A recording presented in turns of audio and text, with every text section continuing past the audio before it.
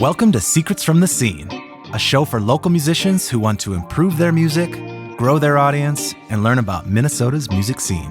If you're interested in talking about all things music related and meeting interesting people from our local community, you're in the right place.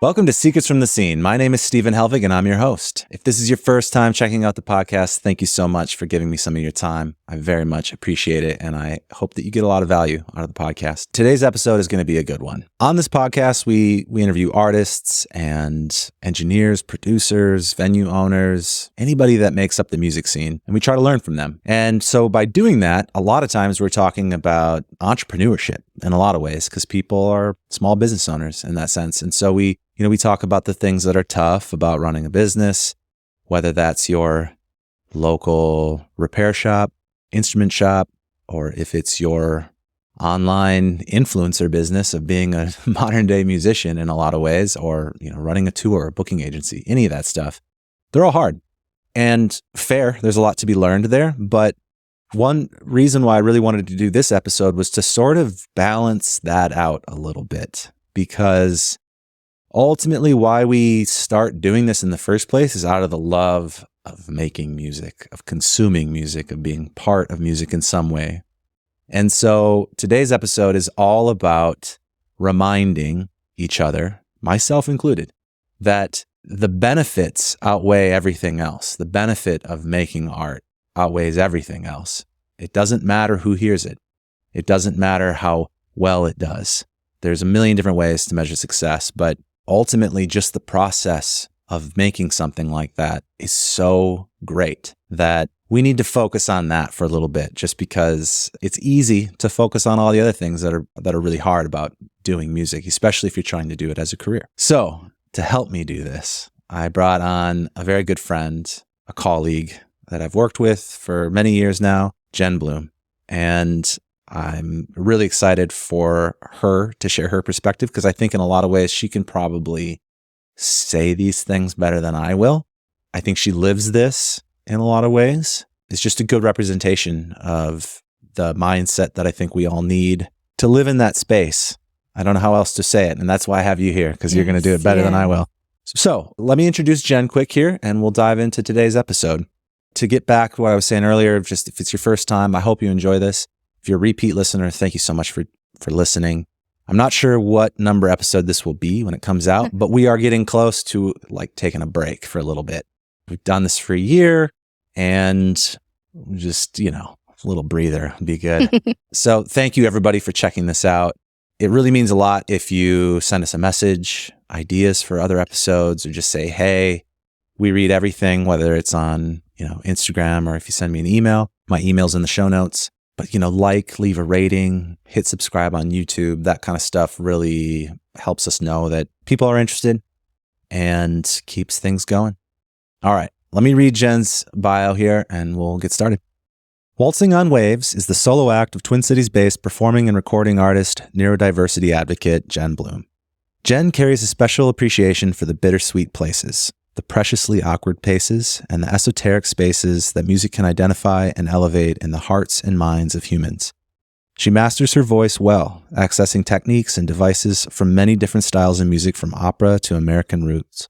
She is a prolific songwriter and composer, a recipient of the American Composers Forum 2018 Minnesota Emerging Composer Award, an award-nominated film composer, freelance vocalist, and a gifted multi-instrumentalist. Jen's connection with the neurodiversity movement began with the discovery and acceptance of her own neurodivergent mind and the minds and ways of her neurodivergent children. She celebrates and embraces daily the beauty and depth that neurominorities contribute to our world, while acknowledging the limitations and adversity the disabled, the disordered, and the different navigate every day. Please welcome Jen Bluhm. You in all the peril, you in all the love.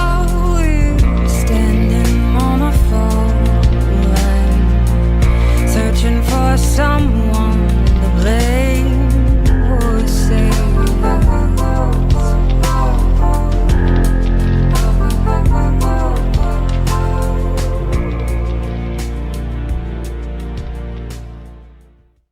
Thank you for having me. I'm happy to be here. Running a recording studio, I have a lot of artists, a lot of people that would make for good guests on the podcast. And I've intentionally been like, well, I don't need to have all my friends on right away. Just because I don't want it to be just a Helvig Productions cast, essentially. Right. I wanted to cast the net far wider. So it's always sort of been in my back pocket to like, because when we get together, we have such long conversations that are basically podcast episodes. Yes. So I thought, well, when the time comes, if I need a filler, I always have Jen. I can always do that. Exactly. When you're going to pull her out. It's great. It's great to finally get you on, is all I'm trying to say. And it's been a long time coming. I'm excited for you to help me navigate this conversation. Yeah. Because in some ways, I feel like it's easy. Of course. Everybody. Of course. The benefits of making music. Right. But it's really, especially when you start trying to figure out, like, when you get interested in, okay, I'm really serious about this. I want to take it seriously. I want to do things better. You're quickly on this slippery slope where it can go bad or it can go dark quickly. Yes. Because you start getting into measuring things, comparing yourself to others, self-doubt. And ultimately the question that I always frame is like, well, what if no one hears this? Like that's kind of the center of all of those things of like, what if nobody cares about this? What if it's a flop? What if people don't like it? What if no one hears it? And I want today's episode to be like, well, fair, but it doesn't matter. Yeah. If you set it up right and you're doing this for the right reasons and you're setting healthy boundaries and good goals and all of those things, it doesn't really matter because the process of doing it in and of itself is so beneficial that it should outweigh everything else. Yeah. And I think we just need to be reminded of that. Yeah. From time to time. Yeah. I think one of the things that you said is, you're setting it up for the right reasons. And I think something to consider is setting it up for your reasons. Yeah. Setting it up for your right reasons and setting it up in such a way that the reasons why you wanted to do it in the first place are the way that you set up your goals and the way that you set up your measures, and keeping that in the forefront of your mind, I think will help you to navigate all of the doubt and when you're not getting the feedback that you were kind of hoping for. But, interestingly enough, you didn't start this for the feedback. Yeah. You did it because it was in you to do. It made you feel something. Yes. And it is a worthwhile endeavor, and you will learn about yourself. Yeah. You will absolutely. learn a lot about yourself. When I have this conversation a fair amount, artists come into the studio every day, and there can be a lot of conversation of what to expect, or is this any good, and all of that, right? Because there is a calculation going on when you start investing in yourself. Yeah. When it becomes more than I'm playing guitar at home, and now I want to create something, and this is going to cost some money, and so on. There's a calculation of like, is this worth it? Are people going to like this? Should I even put this out? And that sort of thing. And I just tend to remind people a lot, and I have this somewhere in my website too, that because yes, when I'm making that project, it is about let's do this as good as possible and let's try to be successful. We want to hit. We want it to be as big as possible. But at the same time, music as an art form, to me, is one of the most worthy endeavors there are. If you think about really what it comes down to is you're making something out of nothing, right? It's just vibrations in the air. And it's just this like pure renewable form of joy that you pull out of nothing. And it doesn't expire. It doesn't go bad. If you think about all the things you can purchase, right? There's usually some sort of downside. Something goes bad after a while, or it becomes useless after a while, wear and tear, whatever. This is something that does none of those things. It'll live on in its digital format forever, and you can share it with an infinite amount of people. Music in and of itself is a universal language that gets to be consumed by way more than you could ever imagine. And people across the world, as you've found with your own music, can become super fans that you'll never meet, and you can have a huge impact in their life. And that's amazing. Can we think of something else that does it? I don't know. Whether your reach is big or small or anything, that in of itself makes it worth it to me. It's not contributing junk. to the world. It's important, even if it's only important to you and no one ever heard it. Yeah, absolutely. I can't think of, because I work so much within the art form of music, it's hard for me to speak to the other forms. And it is so uniquely experienced, because you're hearing it, you're feeling it. It can be reproduced in so many different ways. And maybe each time that it's performed, it's different. But there is something about, I've shared this with you, about documenting a particular moment.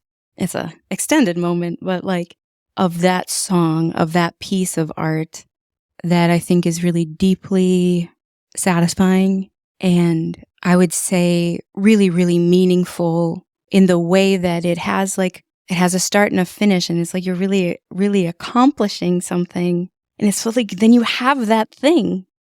And for me, that's a really big part of why I'm doing it and why it's important for me to do it, is to start something and finish it. And sort of you have control. You get to shape it as you're going. And it's sort of like this little song baby that you're raising until you can just like release it out into the world. Yeah. Go do your work wherever that may be. Yeah. And I got to benefit from raising it up and creating it and exploring it and seeing all the different ways that it could be. And I've really enjoyed that process with you in the studio here. Yeah. Well, let's do highlights of the benefits. Sure. Because maybe they're not as self-explanatory to everybody. The first thing about, the creative process, as you said, from creation to completion, to seeing that through, is very rewarding. And it also can teach you a lot about discipline, about, to see it through, vulnerability, because it does take a measure of that to make something and then to put it out there. That's not easy. I think there's, of course, just being able to express yourself can be a release in and of itself, to just say something that you needed to say in a way that maybe isn't possible any other way, as a form of communication. I think there's therapy aspect of it. I've jokingly said that I wish I accepted insurance because the amount of times I'm talking with artists about life as an artist, and even stuff that has nothing to do with music, but just being a space where you feel comfortable and you get to escape your regular life for a little while. Yes. I think that creating art, specifically music, has a tendency to do that because it a lot of times involves some form of community, whether it's between you and your recording engineer, your producer, that community, or you and your bandmates, that community, the people that are on the road with you, that sort of thing. There's also just the contribution that music makes to society, to culture, to documenting things as they are at that moment in time. All of those things are benefits plus more, I'm sure, that I'm not bringing up. The dedication to a craft, whether it's songwriting, whether it's playing an instrument. I mean, being in a band, all the skills that takes, the communication skills, the sacrifice, the compromise. Yeah, I don't have those skills. You're pretty much the only person I collaborate with. I just pay everybody else. Yeah. You come in and just do what I say. But like, honestly, for me, one of the benefits of recording specifically is being able to, there are a lot of places in my life where I feel like I don't have as much choice. I don't have as much control, or like what I have to contribute is not maybe as valued. But when I, would come and I would do this, I'm like, this is really all about me and what I care about.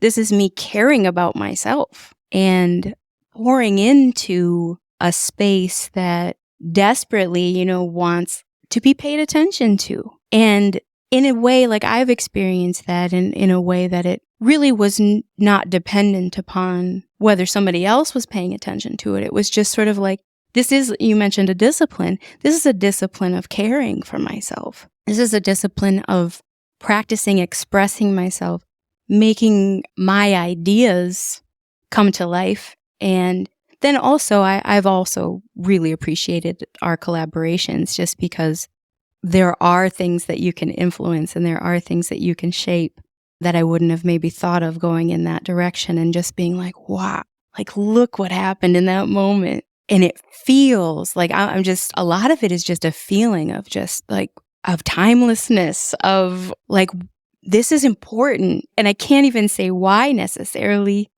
other than that it just happened. And when this all comes together into these moments, it's healing for me. It's joyful for me. It's a release that there really aren't a lot of other places in my life where I get to experience that. Yeah. Reminds me, it makes me think of like the self-discovery process Yes. of creating and collaborating with people. I've done this as a career for a very long time. So I can't say with certainty that this wouldn't happen in another career. Mm-hmm. Might anyways, right? And just in different forms. But for me over time, the things that I've learned through this of being surprised at times on what I thought was good versus what turned out to be better than what I thought it was going to be. The self-discovery of like really learning how to listen, patience, being open to a process, truly trying to open your mind to something that you're unsure of when it comes to trying, looking for a solution, looking for a sound, looking for a moment of magic to happen. Yeah. And you think you might know how to get there, and somebody else has a different path they want to take. And being surprised that like, oh, I didn't know that. Right. I don't know everything. And that's okay. I don't need to. This can be a thing that we do together, that we find together. I think that's something I've really learned about myself, that it's okay to not have it all figured out. In fact, a lot of times it's better if you don't. I love that about the process, about the creative process. It continually surprises me. Yeah, the surprise element is it's really lovely. And I think that I've never started a project and finished a project and had it not been better than I thought that it could be, but like in such a way that it's different. Like I had this very, this idea, and me, like when we start recording a project and I'm listening to it, I'm like, oh, we need to add this, or we need to add that, and it grows and it expands and it becomes a whole creature, and it makes me so unbelievably happy as that is happening. And so for me personally, this is, like I said, this is a real source of happiness and of fulfillment and discovery. I think that's a really great way to put it. And it's so pleasing to me. Yeah. I think we've covered the basics of like, benefits. yeah, everybody gets it. Everybody's probably on board. And on the other side, oh man, it can be crushing too, in that you do all of that. You have such a great time creating it. And then you get it out there in the world, and it can be tough out there. Right. Whether that's because it just didn't hit expectations of whatever you set for it. Maybe literally just no one found out about it and there's very few listeners. Or maybe there was relatively a lot of listeners, but not as much as you wanted, right? There's both ends of that spectrum. Then there's stuff like, if you are taking it further and further, you invest a lot of money into it, you maybe need to make that money back and it doesn't. Or you're trying to get out and tour and that's not enough people are showing up. Or, basically when it starts to become more of a business and you're trying to see return on something, it's hard. Yeah. It's hard. Some people it works, it grows, some people it doesn't. And it's really hard to separate that from the reason we did it in the first place. So that's what today's going to be about. We kind of talked before this of like how to structure this a little bit. And I do think that one of the places to start is really talking about identity. All of these subjects that we're going to talk about, there's sort of like 4 areas. There's identity, there's goal setting, there's how to measure, and then there's how to handle change. All of them are interweaved. They all overlap. So we might jump back and forth between these at times. But let's start with the identity conversation, because I think that's where, I would say it's where a lot of these conversations maybe originate from. Mm-hmm. Because that identity piece of how you are viewing yourself affects all those other areas of how you're going to measure, how you're going to set your goals, and so on. So first it comes down to, who gets to be an artist? Is it just everybody? How do you view yourself, and how seriously you're taking that view affects everything else. So for instance, I think that anybody that's creating art can be called an artist. But then there's other levels of that, right? Of, well, maybe you set in your own head that I need to be playing X amount of shows or putting out X amount of songs or generating X amount of income to call an artist, which is up to you, by the way. Or maybe you need to be showing up in a certain way as an entertainer or an influencer online is in today's sort of environment to call yourself an artist. It's different for everybody. But where you start that conversation inside is really where everything's going to branch from. And ultimately, it's a conversation you're going to have to keep having over and over again to find out, like, is this where it should be? Is this where I want it to be? Yeah, I would say that in my experience, creating the songwriting part happened so organically. It was felt like the most natural thing for me to do. The way that songs come together just made a lot of sense to me. And the way that I was writing, was definitely based on my experience. So it was always very much about, I suppose it was always therapeutic for me. So I also believe that, as you said, this is a really individual, like we've all constructed what it means to be an artist. And that word gets used in places that my construction of what an artist is, it's inappropriate. But, maybe it's just my ego. I don't know. I mean, but I do think that it is something that you are as opposed to something that you do. And the artist shows up, because the artist that is me, can show up in any environment, in any capacity. And I do think that it's just, it shows up as a creative element and a creative way of looking at life, about, creative way of accomplishing a goal, solving a problem, these sort of ways. Yeah. And that is, there's a lot of different ways that you can show up artistically. But yeah, I don't know that it looks like something, but I understand the way like people will present themselves that you're like, oh, that must be an artist. There's something individual about it. There's something like, I want to say it's almost brandable. Like you can, somebody shows up and you're like, yeah, that's a whole brand right there. I know that I have that quality. So it's easier for people to say, oh, you're an artist, because everything about me fits into this. I hate using the word brand, but I'll use it, into this brand. And I make music, I make art, and the way I present myself is creative, and I'm perceived as a creative person. Like there's, I don't know, it's like a vibe or something like that people have where you kind of can guess that they are an artist. Yeah. I think that that's the right way of going about thinking about your identity, is true to how you phrased it was great, of it's maybe who you are versus what you're doing, because that allows for change and it allows for setting healthier goals. It's more flexible. It's a lot more flexible. And I think it's a better place to begin and thinking about it. What does that mean for who you are, not what you're going to do? Because on the flip side, if you set it up as, well, if I'm going to be an artist, I have to do these things, you can get backed into a corner pretty quickly with that, because as we'll talk later, life changes and some things are just out of your control.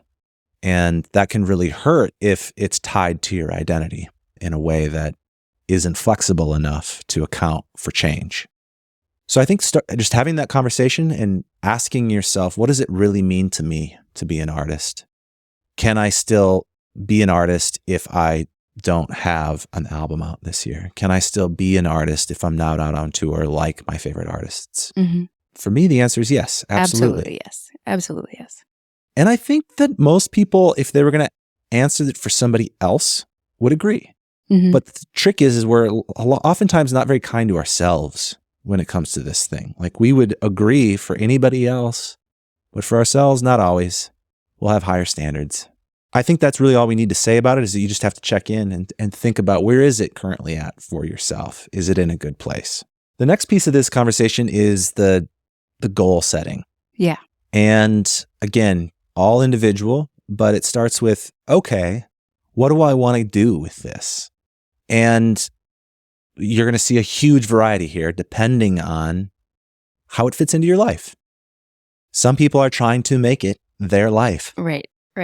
As I want it to be as much of my life as possible. And some people, not so much, right? They have different ideas for their lives. It's just a piece of their life. I like how when we were talking about this episode, how you brought it up of trying to figure out how you can create a life where you can nurture your art as much as possible. Right. How do you set goals essentially to nurture what you're doing versus putting pressure on what you're doing? Yes. Could start with like, well, why do you want to do it in the first place? Right. Okay. Yeah. So when you're thinking about setting goals, remembering what motivation is driving you to do this project, to do this song, to come in, and making sure at each point that your goals are in alignment with that, with why you wanted to do it in the first place. And now I would say that there are people who, like from the get-go, they are doing this for a very specific purpose that maybe is in alignment with, the music industry today. And it's like, I want this song, just to explode all over social media. I want this song to be in an editor's list on Spotify. But then there are a lot of us that are, I would say, artists that are sort of like, I want to do something with this. Maybe we are actually feeling like, how do I make my art my career? But I will tell you that unless in each step, if you are really an artist, like a sensitive person, and you're doing this because you need to, I would say some of us, we do it because we sort of just have this drive to make and put out art. Really keeping your goals in alignment with who you are. Like trying to be somebody else and then set up goals for that person that you're not. It's not going to go well for you. Like really taking a moment to assess, more than a moment, but to really assess your life and the capacity that you have and making sure that your goals are achievable, because having an achievable goal will keep you going and will give you time to assess what you want your next step to be. I always encourage artists to really invest in one song just so that they have something that they can look at and be like, okay, I like this. This expressed what I had to say. And now I'm going to make my next track, or I'm going to use this as a means to get gigs. I'm going to use this as a means to promote my brand. Like have something, one thing that is really good than a whole big old thing that, you couldn't afford to make amazing. Yeah. So that's like usually what I tell people to set their first goal is to have one thing that they're so proud of. Agreed. I think that there's sort of two layers to the goals. There's goals for yourself, and then there's goals for the project. And they do overlap, but they're a little different. Because I think that there can be, again, by separating these things, it can just be a little healthier. Goals for yourself can include seeing something to completion. There's people that dream about doing this and then just never get it done. Or, as you had just said, ran out of money and then it, half finished, things like that. So setting goals like that, or setting goals of, I just need to release something. They've made stuff and they've been so scared about it. And that vulnerability part of actually letting it go. There can be other goals of like wanting to collaborate with somebody specifically. Maybe it's somebody you've looked up to that you want to have involved in that project, and just doing it with that person would be enough. On the project side, that's, I think, where you get into, I want to get this many streams. I want to play this many shows. I want to, set like metric driven things like that. And that's great. I think if that's where you're at, where you're trying to grow something, you need those goals. That's how you measure growth in those areas. They should just have separate areas, because some of the metric stuff might be out of your control depending on what you're setting. I think everybody does have control over getting streams to some extent. Like that's something you can go work at. There are ways of doing that, whether that's word of mouth, social media posts, ads, a number of different things. You can drive streams. If you want to do it, you can go out and do it. But some things aren't in your control either, Right. like getting certain shows.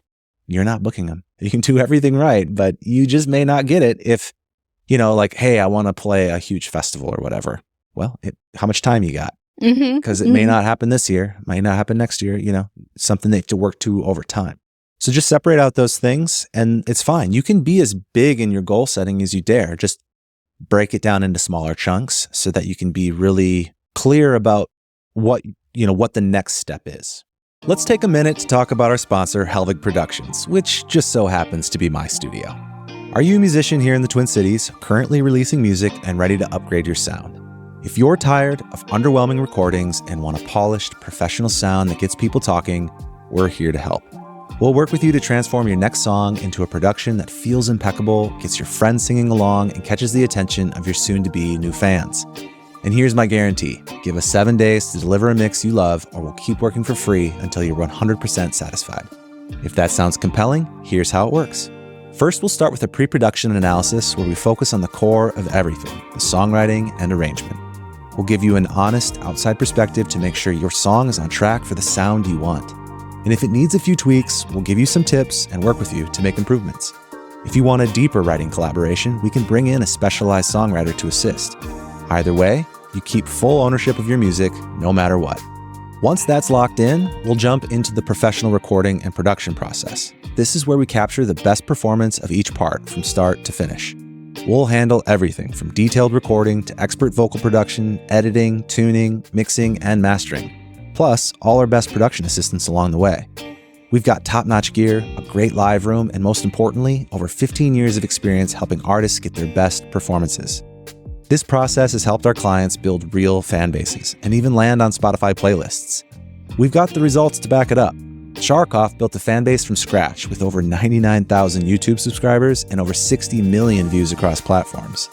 Silver Warehouse got their very first single playlisted by Spotify, racking up over 3 million plays.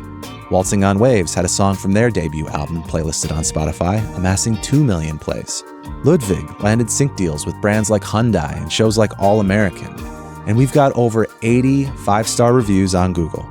So if that's all you need to hear and you're ready to chat, head to helvigproductions.com/letsconnect or click the link in our show notes.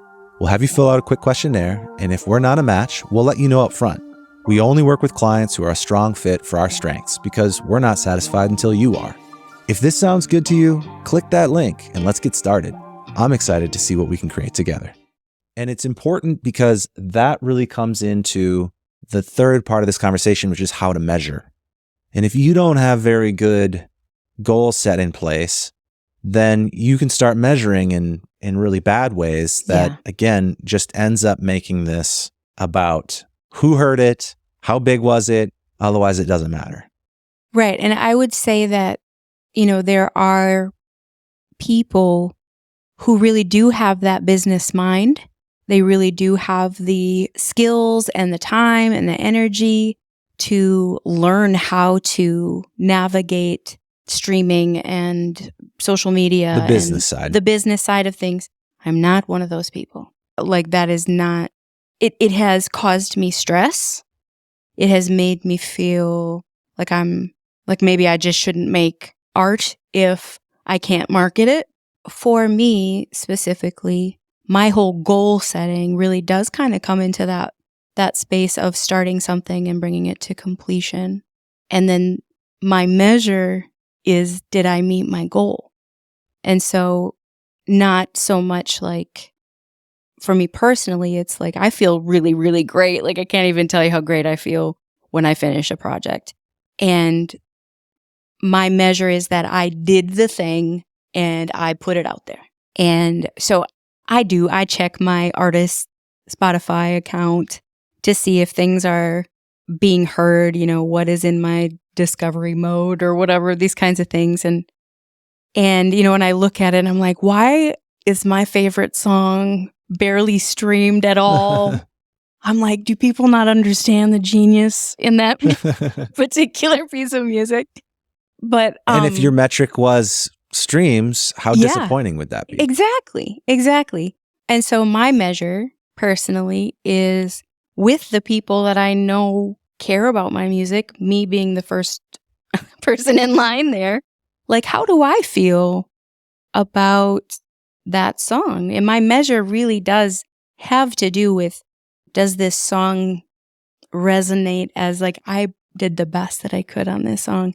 And then do the people that I care about, who care about my music, which would be these loyal fans that I've accrued over the last almost nine years maybe that I've been doing this, they loved it. I'm like, they were waiting for it, and they enjoyed it, and they added it to their playlist, and they sent me a message. And I mean, this is just a handful of people. And it pleased them. It touched them. Mm-hmm. And so for me, I guess it's the healing or feeling like someone else could identify with what I was saying. Like for me, that's my measure, is did it hit my target? And I would also say that over time, that target got more specific. When I first started, I was like, how do I please everybody? And then your measure would be, I mean, how else would you measure that other than, oh, the radio stations are playing it. Oh, my streams are up. I'm on a playlist. I'm on a playlist. People are TikTok and dancing to my music, right. Right. But because my measure is impact to the individual listening to it, one, that's hard to measure, but it's also, regardless, that is my measure, is like, oh, this person told me they were on their way to work and they were listening to Landlocked. Yeah. And that it brings them to the same place every time and that they love that song. Yeah. And to be clear, because two things come to mind off of that. There's nothing wrong with setting all of those goals of, yes, I want to have playlist support and press support, and I do expect this amount of streams and so on. And so, because maybe that's where you're at in your career. Yeah. It's not your first release. You've got successful stuff out and you're trying to build this. Great. I just think it comes down to still have those goals, but make them separate from the other things that are the reason you did it in the first place, because the reason you made that music in the first place probably wasn't for trend or fame or whatever. It's probably a little deeper than that, originally, at least, and just separate those things so that in the event that the things that you can't control aren't doing well, it doesn't affect your entire identity and worldview. Right. That it's okay. You can still see success in, my core fans are really loving this, and I'm really proud of what I did here.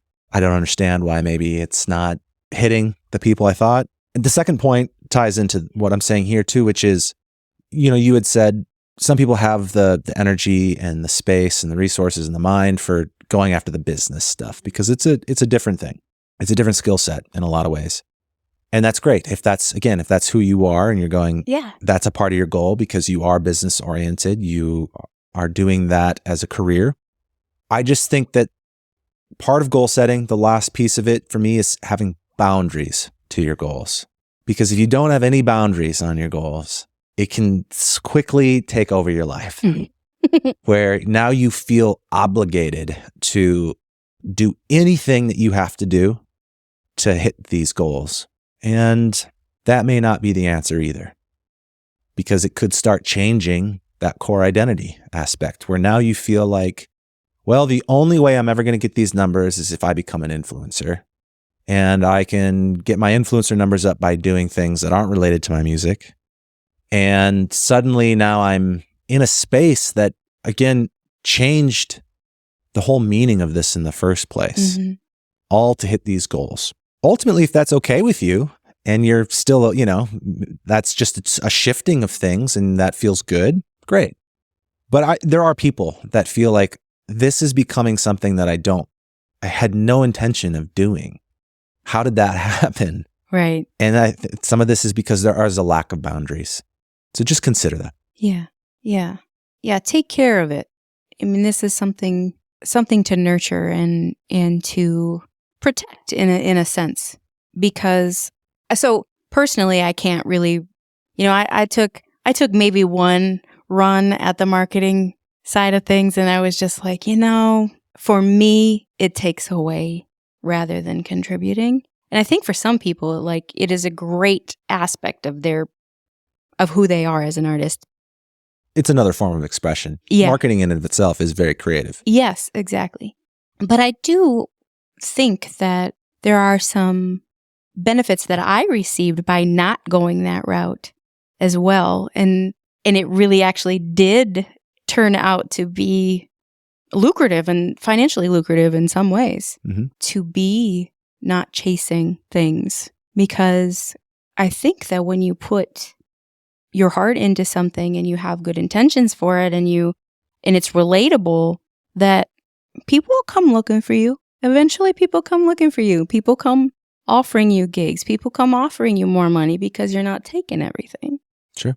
So it's a little bit more of a slow burn for sure, but it is also a strategy. And I know that when we're setting goals, I think sometimes just being Americans, we're setting pace that's pretty quick. But sometimes it takes a while for people to start to catch on to what you've done, or you're building your discography and you start to get attention in spaces that you thought maybe the time had passed for. So yeah, I just think that there's a slow way to go about it as well. That's the thing. It's going to be different for everybody. And before we move on to talking about this other area of, how to measure these goals, I just want to say that I've had, over 500 at least different artists that I've worked with over the years. I've had a lot of conversations about goals. And I've seen them set in a variety of different ways. I've had the college band that is like, we're going to make it big, right? I've had the retired individual that was in corporate and retires at 50 and now has plenty of money and they want to finally pursue that music dream and what that goal looks like. I've seen delusional goals. I've seen people that are in healthy careers, just making some side time, putting out a record that no one hears, but brilliant record. Yeah. Brilliant record. They're not playing shows. They have no intention of playing shows. They just wanted to do it, to experience it. And I can tell you that there's different amounts. There can be joy in any one of those things, and there can be a lot of pain in any one of those things. You just got to be certain of what it is you want out of it. I think that there are a lot of external pressures, and it could just be perception, but there are these sort of imposed ideas of this should be your end goal. Yes. And if it's not, then what are you even doing? And not as much support and talk around it being kind of individualized and being completely acceptable and beautiful and beneficial to do this just because you wanted to do this thing. And leave it there. Yeah. Like I admire that so much. I will say that the people that have that as their goal tend to be the happiest. Yeah. Maybe it's the easiest one to accomplish. Let's be fair. Right. But yeah, there are people that it fits in nicely and there's really low pressure and it's quite nice.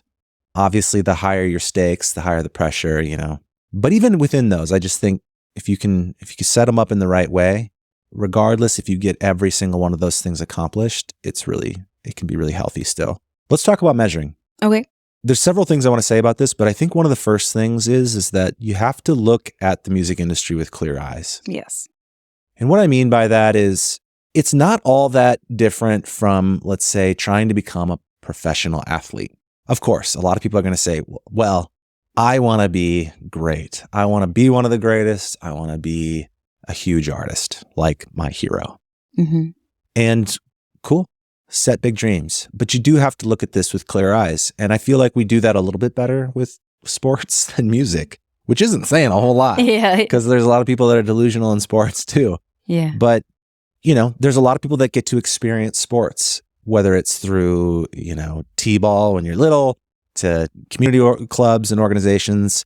after school programs, high school programs, and then some of us get to go on to doing, playing D3 or D2 or D1. Some of us then play in minor leagues and semi-pro leagues, and a tiny, tiny fraction play in professional sports, right? A very, very small fraction of people. Music is not dissimilar. There's plenty of us that learn instruments, play, enjoy things, fewer that then start gigging, playing in a professional manner in their town, at their college, at their school, whatever. Fewer yet that then tour, even just regionally. Fewer yet that tour nationally. Fewer yet that sustain a living on it over, let's say, 5 to 10 years. And then a very small amount that sustain beyond that. That's just how things are. And just know that. Have clear eyes about it, that this is a very, very competitive world. There is a ton of options. There's a ton of talented people. And be reasonable with yourself. Right. You can still set big dreams and you can still go get them. But just know what that takes and know how rare it is. Look at things with clear eyes. Don't keep your head in the sand, thinking that everybody can do this. Not everybody can. It's not going to happen that way. This is for a select few that are really going to make it that way.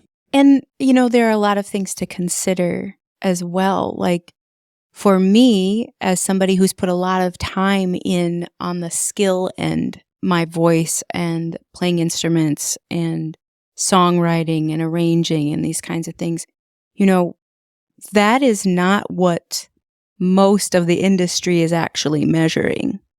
Their measure is very, very different. And the best one is not the one who wins. It's the most marketable one. It's the one that can be shaped and commodified. And, these are the things. So I think remembering that if that is your goal to get to celebrity level, you have to see it the same way. You have to meet the industry standard of celebrity. Yeah. And that's not going to be... It's an important distinction that it's not just about being a really great songwriter. Mm-mm. That certainly matters. And that's not to say that there's a bunch of terrible songwriters that are just great at marketing that are out there. I think that's also really unfair. I think the people that are successful are genuinely good at all these things in some way. But it takes a lot more than just doing that. And I think also recognizing that like you said, there are so many spaces, legitimate, wonderful, beautiful spaces in between not doing anything and doing, things on a global level or national, touring artist level. There are so many satisfying, well-paying even ways to do this on a local level. Mm-hmm. And to pass over all of those opportunities for something that's bigger or like more fantastic, maybe isn't the wisest choice either. So when you're measuring opportunities, to keep that in mind as well. Yeah. Like there is a time, I'm not a pay to play. You don't even come to me with that. That is not going to happen. But there are times when you set up these goals and measures of like, I'll do this for this amount of time. And then something's going to have to shift for me to be able to participate in that. And I don't do that kind of show anymore. I don't play that kind of venue anymore. I don't give my music away anymore. I charge for it. Like there are these, I guess we're kind of back in the goals section a little bit, but there are steps that as you meet your goals and you take the next step, that you can up your game and you can measure it by being able to up your game just a little bit. Yeah. I think, and I did an episode back on this. I think it's like maybe episode 4 or something. You'll find it if you look in the archives. Mm-hmm. It's just avoiding the comparison trap. Mm-hmm. When we start measuring things, it's really important to have defined goals. That's why we talked about that first, so you can look at your own stuff. The only thing you can really do is measure yourself to yesterday's self, last week's self, last month's self. Otherwise, if you start looking around at other people and other people's goals, it gets really unhealthy fast. We've all been there because we are all on social media and forced to do this from time to time where you're looking at other people's lives, other people's careers. And while there is a time and a place for that, if that's where you're deciding if your own life is going the way you want to, that's usually ends badly. It's an interesting thing is I think when you put the time in to really figure out who you are, why you're doing it, the kind of person that you can authentically be, like your authentic brand or whatever. Like, honestly, I don't compare myself to anybody. And I think it would not be smart for anybody to compare themselves to me because we are not the same. We're not this. I'm not talking about on a level, but like, I think that over time, you will go through this sort of passage of like, that is pretty harrowing of measuring yourself and comparing yourself.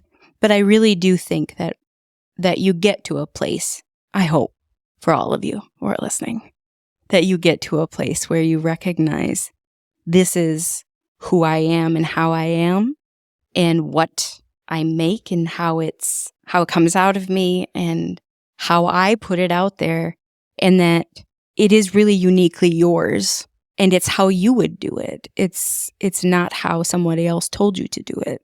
It's like, this is what happened. I made it this way. I marketed it this way, and that's all authentic to who I am as an individual. Because then I think the more that you can remove I feel like the more that you can remove that comparison and remove like even the desire to be leveling yourself or measuring yourself, the more actual like success you'll experience, because the success will be really based on your own satisfaction with yourself. Well, yes, I agree, but that's also slippery slope. But it kind of leads me to, in that your own success for yourself can be a moving target. Yeah. But one of the other pieces of this measure thing is documentation. It does really matter that you're documenting things for two reasons. One, so that you stay on track with what you said you wanted to do. But two, so that you can actually look back at this progress and see progress. There are a lot of people that, despite doing a lot, despite being busy and making progress, can still feel like, I didn't do enough. When in fact, if there was something actually documented of, I said I wanted to do this thing, I guess I did it. I guess I did do all of that, then it prevents yourself from being mean to yourself, which a lot of us do. Pretty critical bunch we are. Yeah. Yeah. So just being careful about that and taking time to do that, whether that's through journaling, through some sort of goal setting list that you do, or even just in like photos and videos and stuff that you can look back at and go, you know what, I was actually playing a lot of shows this year, or in the studio a lot, or writing a lot. I can see this, that I have been accomplishing these things. Yeah, I do think I agree that things can sort of that we've done can sort of just disappear into our minds, and all we can think about is what we haven't done or we haven't accomplished. Totally. Really important, yes, to look at what you have. I think that you get energy from that. You get energy to sort of get over some of the other humps that are a little bit harder to overcome. All right, the last piece of this conversation is change. Kind of a broad area, but we both felt like this was an important thing because the longer that you're in music, you just realize that like things change. They might change because your career's getting more successful, and now that requires different goals. It requires different time commitments, different lifestyles. It might change for the opposite reason because we're not hitting certain benchmarks and it has to change for those reasons. More often, though, it has nothing to do with success or failure. It has a lot to do with just life. Yeah. Resources change. Families change. Band members move. Jobs change. Health changes. People have kids. Lots of things in life happen where it greatly affects what you're able to do with your art. And that can be really hard. It can be really disappointing, but it's in some ways inevitable. Like some change is going to happen no matter what. How do you ride that wave? How do you manage it? I'll let you take it away from here. Yeah, I would say personally that there are so many days that I think about the time in my life where I had this sort of ideal situation where I had 4 hours a day to myself every day of the week to write music and to arrange things, to do pre-production and, learn how to do all of these different things, made lots of videos, did all this kind of stuff. And I think back and I'm like, that was amazing. I loved being able to do that. And at this particular time in my life, I do not see that that ever coming back around. And I think about like, well, what does it look like for me now? We talked about identity earlier. I'm like, I'm still that artist. That's still me. What does that look like in a new career that I've had to forge? I'm a full-time student. I'm a full-time single parent. I work full-time. How do I manage all of that in the moving parts and still like have this feeling in me that's just like, I want to create. I want time. I want to process. I want to build something, I want to release music. I want to do all of these things. And I have to scale way back. And I have to think, sometimes I'll look at my discography and I'll be like, okay, I got one out this year. I got one out. And in this context of my life means the same thing that it did in 2019 when I released an album, that I got to get a song out. I mean, like the same amount of effort as far as, orchestrating my life to get one song out, because so you just have to adjust your expectations of yourself. For me specifically, it's like, this part of me is not dead. It's maybe a little bit dormant right at the moment, but I know that it's there. And I know that it's showing up in other ways. I also feel it within myself, and this could be because of my age, I'm quickly approaching 50, that there is this sort of looking at legacy and looking at who in my community can I start to lift up and I start to support in their dream of making music and performing. And so for me, I think it does kind of coincide with age and life changes and so on.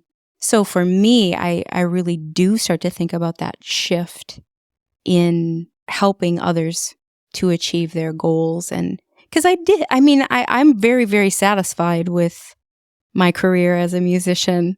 I joke about being the has-been that never was, but I really am satisfied. I'm really pleased. I have documented finished things and relationships that I've forged. And I know I'll keep going. I don't know when, and I don't know like under what conditions, but I will.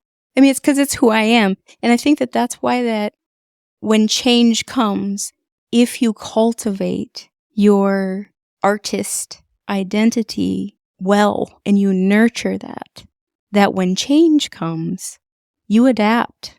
Mm-hmm. And it's sort of like just this sort of like moving in and out of this sphere of who you are and what needs to be, front and center for whatever demand life has for you.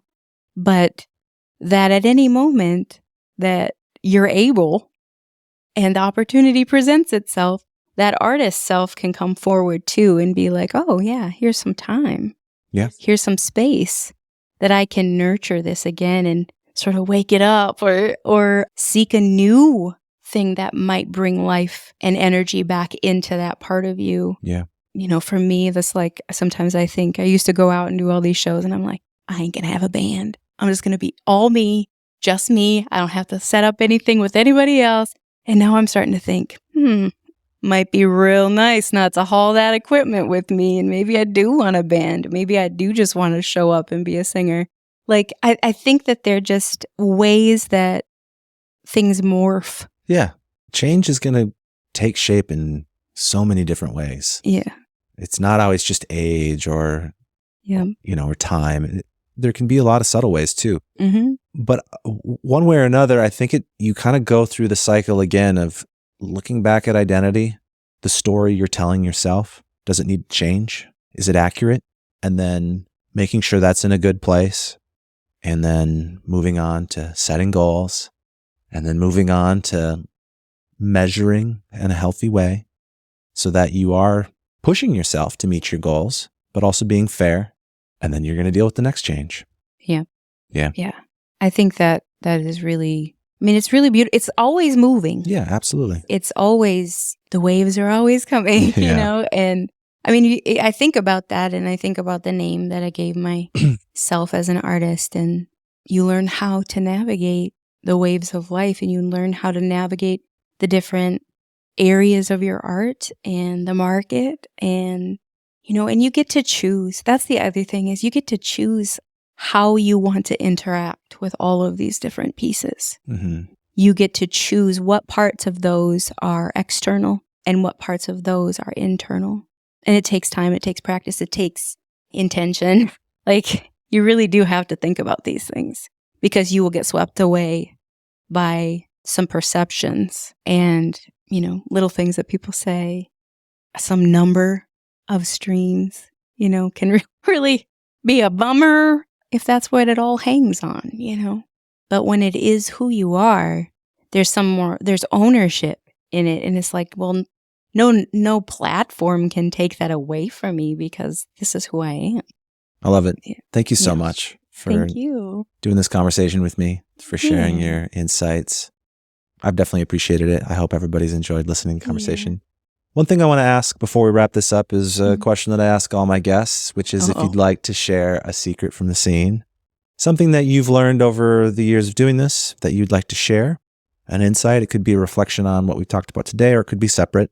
You know, I always frame it up as if it's something that you feel like has been misunderstood, or something that you think that you would have liked to have known as a younger artist.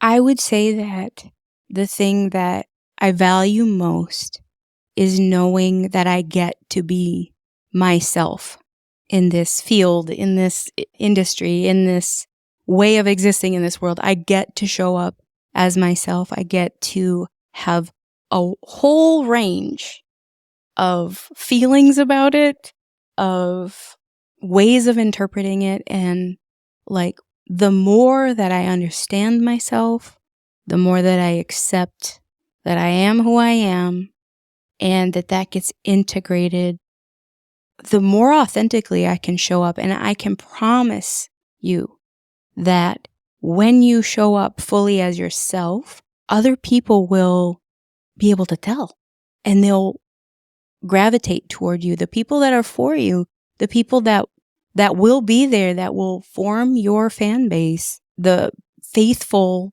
concert attenders and music buyers and people who are sharing your music with other people, they're doing that because of you, because they feel connected to you. And so I just say, yeah, show up fully as yourself, because it's you that makes your music relatable.